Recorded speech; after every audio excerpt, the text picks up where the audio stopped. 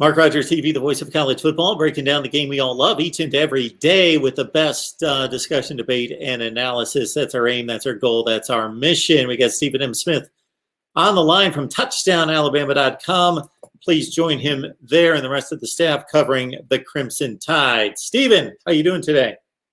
Doing well, Mark. Doing much better now that we can finally exhale. We got the entire signing class in here.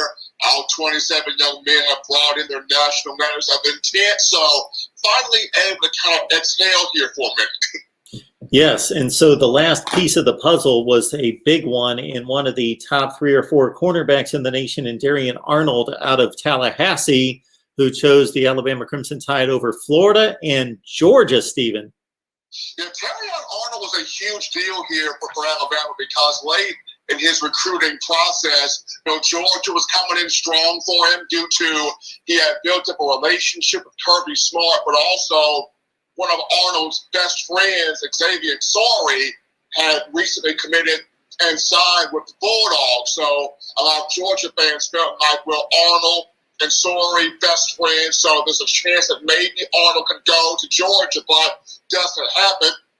Coach Saban can actually thank Nate Oates, the Alabama men's basketball coach, for this one, as Terrion wants to play basketball and football for the Crimson Tide. Coach Saban got against that, and with how well the basketball team is doing here for the Tide, Coach Oates was able to help Nick Saban secure that letter of intent from Arnold.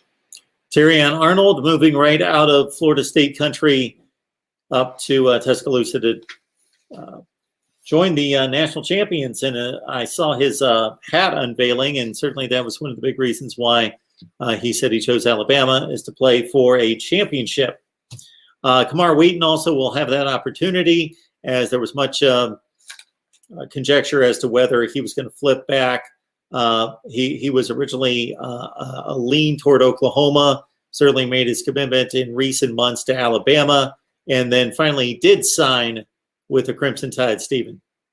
There was some fear on that one as well, Mark, not only just Oklahoma, but with his primary recruiter, Jeff Banks, following Steve Sarkisian to the University of Texas.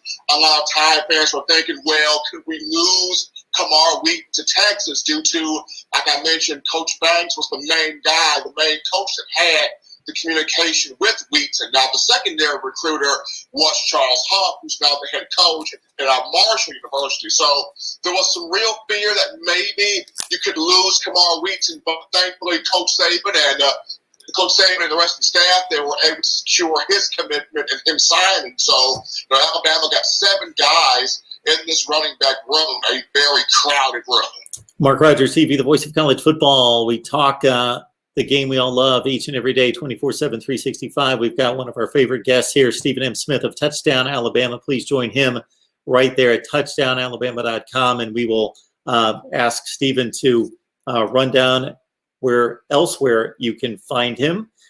Stephen, this is one of my favorite questions as I get acquainted with the new personnel on the Crimson Tide. Give me a guy on offense, give me a guy on defense in this 2021 recruiting class, and just give me kind of a player profile.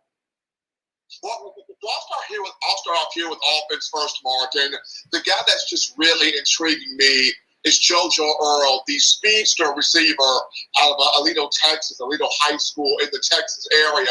And, he was not big on the recruiting radar of the Crimson Tide. I know he was a long-time commitment toward LSU, and he was one of the top guys on their board. But when he decided to flip from the Tigers to the Crimson Tide in the early signing period back on December 16th of last year, a lot of Tide fans were going, who is this JoJo Earl? Who is this guy? No one knows who he is. And so I go, and I'm watching the tape here on Earl, and I'm like, oh my gosh, this is literally Jalen Waddle on steroids. I mean, this dude, fast, quick, agile, elusive, evasive, explosive. I'm like, oh, wow. Like, he did not come onto this recruiting cycle until this late. Mercy.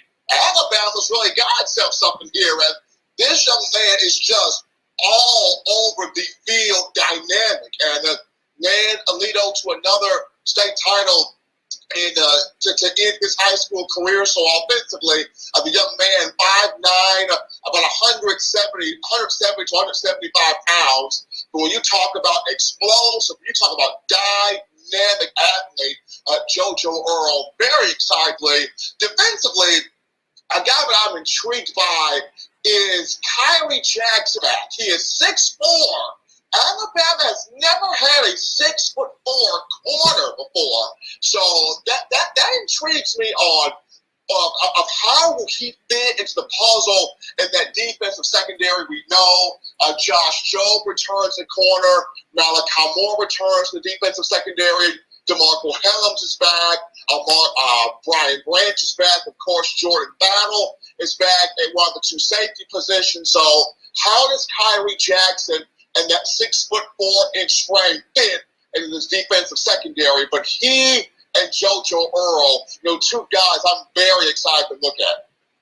And then, Stephen, we've got some changes, as we typically do, on the coaching side. And one name in particular has me remembering Tennessee football back from the mid-'90s.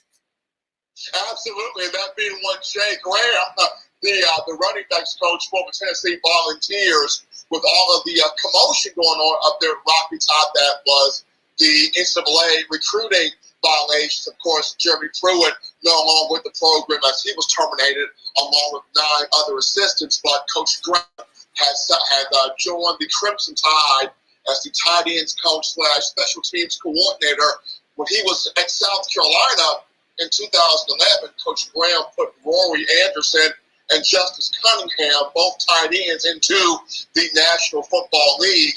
And in terms of special teams, when he was at Florida State, 2013 to 17, he helped Roberto Aguayo be a superstar kicker and a young man that made all 198 extra points, made 69 of 78 field goals. That's about 88.5% there. And he helped Aguayo become a 3-time All-American, 3-time first-team All-ACC, a Lou Groza Award winner in 2013, and he put the young man in the second round of the 2016 NFL Draft to those Tampa Bay Buccaneers. So he did great with Aguayo. He did great with the punters that Florida State had, those two guys being Casey Beatty and Tyler Logan. And in terms of return specialists, a young man by the name of Levante Kermit Whitfield was a dynamic kick returner under the watch of Jay Graham down there at Florida State. So the guy, very good coach and very savvy recruiter. He was the primary recruiter for guys like Cam Akers, Marcus Lattimore, Alvin Kamara, Roberto Aguayo. Just the list goes on. Graham can coach, but Graham can also recruit. Stephen, I'm going to ask you to do the impossible, but you're the man for the task, and that's evaluate the proven, the known commodity versus the potential. So we just saw a national championship team that beat everybody by 4 scores, basically, except for Florida, that marched to a perfect record, that held most of the hardware across college football individually, whether that was Devontae Smith, Alex Leatherwood, on down the line. And most of that talent and production came from that 2017 class versus what we're now seeing as the highest ranked class since the major recruiting services have been ranking classes and individual star ratings, that this is the highest per player rating ever given to a class, that this could be the greatest class of all time here in 2021. I'm going to say this, Mark. This group has potential, but they have huge shoes to fill. Because that 2017 class was special. And you look at the 5 stars that came in that class, you look at the offensive production that came in that class. When you talk about Tua Tagovailoa, a Najee Harris, a Judy, a Ruggs, a Smith, a Leatherwood, a Jedrick Wills, the names go on. That 2017 class just offensively by itself, Mac Jones, put him in there. That class by itself offensively, a class that was just unbelievable, and how they all bought in, they all loved each other, they all valued each other, and you could just tell it didn't take Nick Saban to say much to get this class going. This class knew coming in, we got some dudes in here, and they knew the expectations.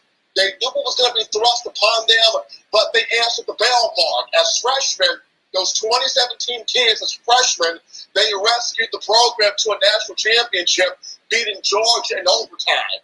And then as seniors, the same class led this group, coronavirus pandemic, conference-only schedule, all of the adversity. They led this group back to the national championship as seniors and won it again. So that group knew what was going to be thrust upon it, but it answered the bell. This 2021 group, and they know they got to put in the work, but as far as the potential, Mark, it's some good potential in this class to get it done.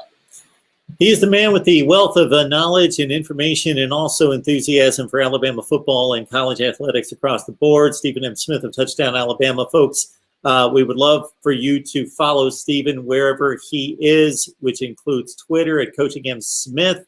Stephen, where else can they find you?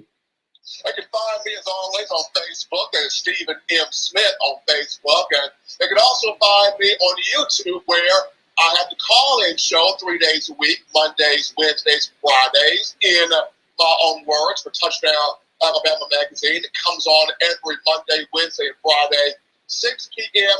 Central Time. We encourage the fans to call in. We talk about football. We break it down. We have fun. And we allow fans to give their opinion. So call in.